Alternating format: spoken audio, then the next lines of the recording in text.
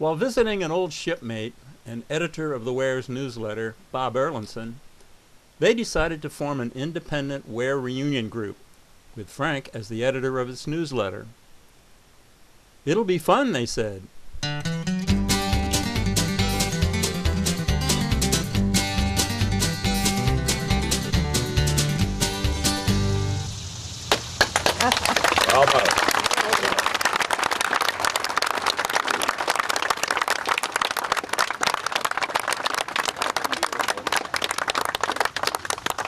Ladies and gentlemen, the McMinn County Living Heritage Museum exhibit to the Charles R. Ware is now officially open. It's not a still. You guys enjoying yourself?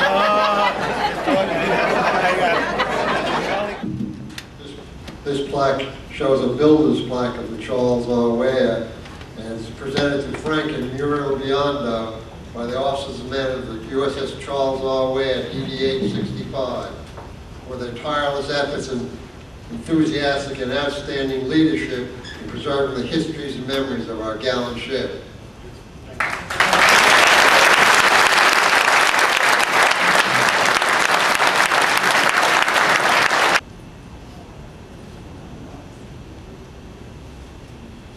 Frank, this album begins on the ship.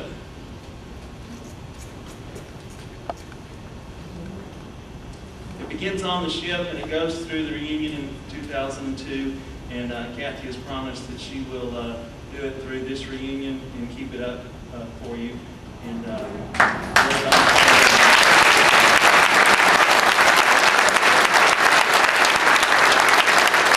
Frank is going to come up because he'd like to recognize some real special crew members, okay? And I mean, every single one of us are special crew members, but obviously we can't recognize everyone. So again, I give you Frank Biondo.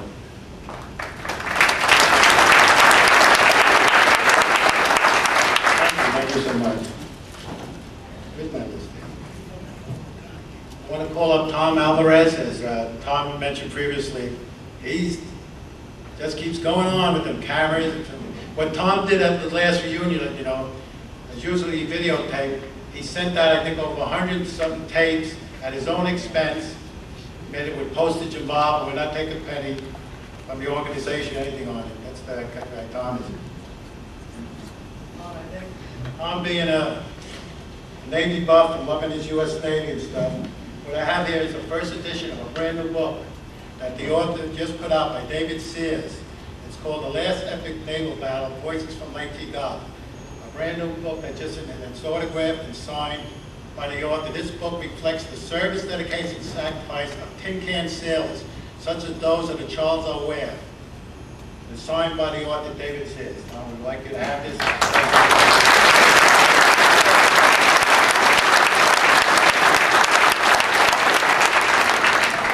Frank, I want to thank you for this book, and I'm a great fan of the Victory at Sea episodes, and this thing from the Battle of Lady Gulf. My favorite episode is the Battle of Lady Gulf, episode 19. Thank you again.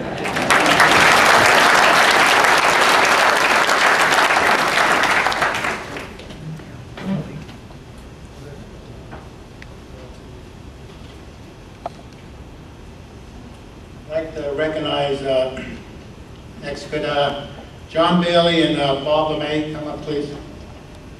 I present you with one of these watches, the Lone Sailor, as just a small token of what you've done for that documentary. Thank you, John.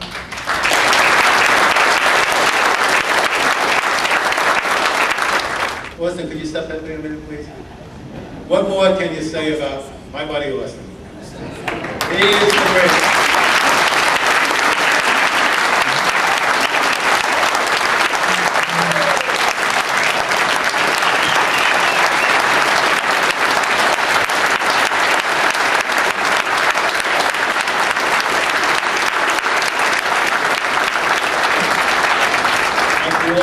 CV model can do. That's Austin. Never tell me, no matter what I say, we'll do it. We'll try to get it done. It's great. Austin, I want to present you with something for your office there, you know, to make sure that Autumn and Aaron do their work. This is a hand-carved full leather thing that John Bailey has produced there. The picture of the U.S. Charles R. Ware, all leather and stuff. And it's another thing, it's beautiful, it's appreciated, it takes weeks to make. And no one more deserving than you. We're honored to have you have this. Thank you, Weston.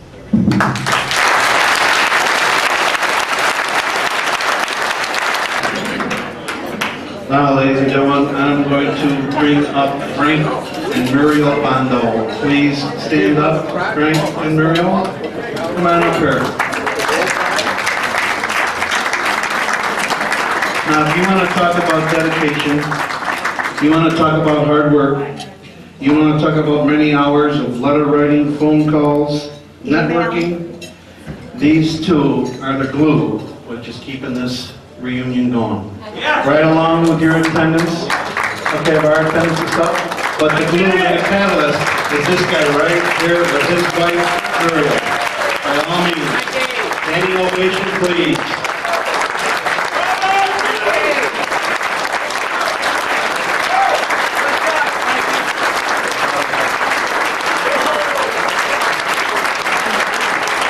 Well, I got him here, I'm not going to let him go. I'm going to turn the mic over to Frank. There you go, partner. Thank you. God bless. When we were in Athens, Skipper Neville, Captain Neville, probably one of the most popular skippers that ever come in at the Ware, gave a little introduction and stuff about Charles R. Ware. What's Charles R. Ware? It's more than just a name on a hat. When we were young sailors, we used to see on the quarterdeck, Charles R. Ware. Maybe we knew it, maybe we didn't. It was a pilot who died at the Battle of Midway, as we all know. Well, just to give you a little background, I want guests, family members, spouses, to pass it down to grandchildren. Charles R. Ware was a young man that was born in Knoxville, Tennessee. His ambition was Navy. He loved the Navy and he wanted to go to Annapolis, Maryland. But the family knew no one. He was a bright student, very well, but no one would sign up to go to Annapolis. As you know, you need recommendations, a lot of pull, let's be famous and fair about it. And the family didn't have it, so he enlisted in the Navy from Athens, Tennessee, in around 1927, 28. Well, he was so bright, the Navy seen what they had there, and he won as an enlisted man. They sent him to Annapolis, Maryland and stuff. Through there, he always wanted to be a pilot, but Charles R. Ware was a very senior before the Battle of Midway. He served on the battleship Texas, he was on destroyers, but he wanted to fly on planes and finally went to Navy Aviation School. Stuff. On that morning, you know, in June of 1942, the American fleet was crippled. The United States Navy was in bad shape. The American public wanted to know where was their Navy after Pearl Harbor and stuff. As you know, the Battle of Midway, all we had was about 3 standing carriers, some destroyers, a few cruisers. And Japan was leading the big fleet, was going to put the coup d'etat to the U.S. fleet. They wanted to go into Midway, get our carriers, and we were being in bad shape and stuff. That morning, young American pilots and their crewmen flew off. Just think of it, they were most of them knew they were never going to return to them carrier decks. The spirit of them. Charles R. Ware was a senior lieutenant, very experienced pilot, along with a young, I believe 21-year-old William Starnberg, his radioman gunner's mate. They took off the Enterprise, there were 3 carriers, the Yorktown, the Hornet, and engaged the Japanese fleet, Japanese fighters. What happened up there was they were running low on fuel, but they were in battle with some Jap Zeros and whatever. They were running low, they knew they weren't going to get back to the carrier, and they didn't want to lead them planes back to follow to hit the American fleet. So they all had to ditch and sacrifice their lives, and most of them know it. So, like I said, Charles R. Ware is more than a name, it was a person, Lieutenant Ware. It gets back to you now. Every person in this room should be proud. Over the years, we left the Navy, we forgot. We were on a ship named the Charles R. Ware. But in 2000, we started to do something about it. I looked up on the internet and found out his mother, Zena Ware, was notified of his death from Athens, Tennessee, and I got on the internet. So let me send a little thing to the mayor of Athens. I'm just thinking maybe they're like a little plaque. I'm thinking something small, just on them. Well, they wrote back to me and said, we like this idea. We're going to dedicate a Veterans Park. And could you maybe have a picture on and stuff? I said, boy, now I'm really into it. I said, what do I do now? I was thinking maybe get $100, whatever, send in this plaque. Well, thank God for Bob Ehrlichson, Lieutenant Ehrlichson. Many of you served with Lieutenant Ehrlichson, another fine officer. Marvin Beagle, I needed design, and also Irv Gorman and stuff, who pointed out. What I'm most proud of, we know that Charles Ware was a shipman, and Irv said, you know, there was another fellow on that went down with Charles Ware, a man he respected, is William Starmer. Lo and behold, we got the Ware relatives. The brother was 88, I believe the sister Marie was 86 to living. We located the Starbuck family. His brother and sister came, and his brother came up to me with tears in his eye that day, the crew. He said, they've been doing for about 20 or 30 years trying to get some recognition in Tennessee for their brother and stuff. And he said, whatever you did, I don't imagine your crew, within 2 years, to let you know, it was no more a small plaque for Bob Earl stuff. It's a beautiful plaque. We've seen it there. It's not a plaque. I'm using the wrong term. A monument. It's one of the most beautiful. It looks like Lieutenant Ware in that picture is looking right at you and thanking you and stuff like that. So we didn't forget that, and the family couldn't get over it, and they're so proud. And then with the opening, we're one of the few ships, except memorial ships, to have now a museum. Long after we leave, I hope we're around for a long time. Our children and grandchildren have a place to go and see all this memorabilia, books, cruise books, the ship, like I said. We hope to get another moment. So, I mean, everyone should be proud, pass the word that, you know, who Charles Ware was, just more than a name. So, I just want to thank you on that. God bless you all. And the Ware family and Steinbeck family, they just love us, they just thank us that it's there. We didn't forget. A lot of people forget now in America what happened in the event, but we don't forget. It's great. So thank you again. I just want to let you know.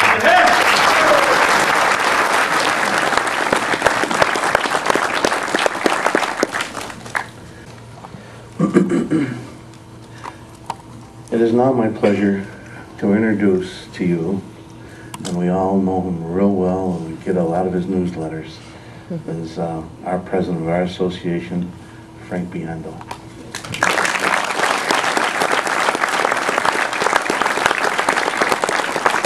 Thank you, Tom. Walter, what I have, 35 minutes? Yeah, you're driving yourself. I want to thank Paul Haley and his wonderful staff for the excellent job they do in preserving the legacy of our ships, shipmates. It's a terrific job they do here, and we're proud finally to have our ship plaque on the wall. I want to welcome also, besides my shipmates present, their family members, guests, and the ones who brought even younger members. We must instill on our younger generation to let them know the sacrifices that military has made throughout our history. Not enough of that is, I think, taught in our schools today. When I was going to start this thing, I actually subbing for Captain Neville. I'll have a few words from him that he wrote. He's done an excellent job with this organization and fundraising and everything for us. I was thinking of why are we here today, and I was going to start 20 years back when the newsletter was started. But no, it really started, we go back close to 68 years ago today, when men and our ship's namesake that morning flew off the USS Enterprise in one of the critical battles of World War II, the Battle of Midway. Now today, they call baseball stars heroes and hockey stars and players. They're not the true heroes. The true heroes don't want to be called heroes.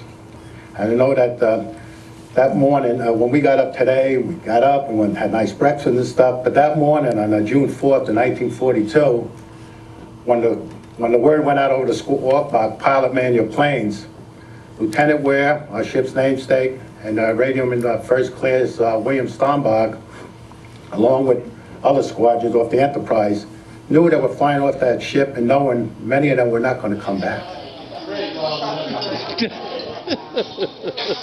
Now, one of us is their love, the same way we call them, so to say, what can we do for them, right?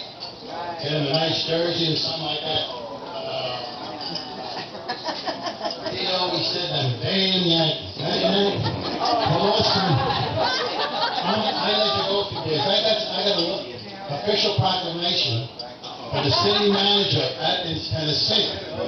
And it said, order of the day, Weston Fesmeyer, Recreation Director, First Class. You are temporarily relieved of your duties with the city of Athens while on vacation, and you are temporarily assigned to USS Charles Ware, DD 865, and you will be under the command of Frank Biondo. For directions, you will follow it to the letter. This action is to continue to relieve by me of temporary assignment under the orders of Mitchell B. Moore, the city manager. Now here's what we're going to do, Weston. We got some to present to you. Hold on.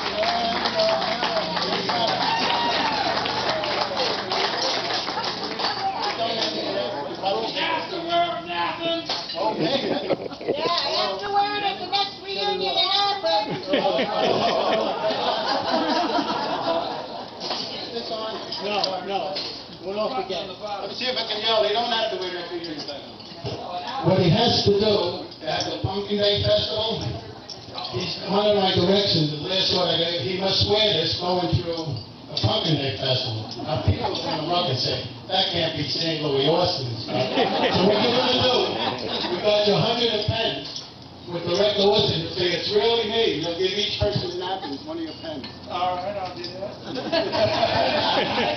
You know, during Pumpkin Town, I have several congressmen and all coming in to be honored, so I can go with this year.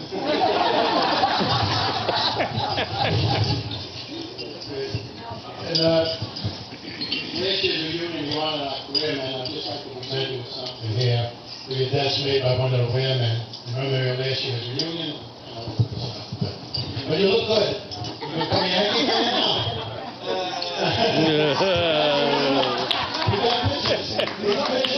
These pictures will be on the internet starting tomorrow night. You'll find them. You're in big trouble when you head to St. Louis, buddy. Thank you.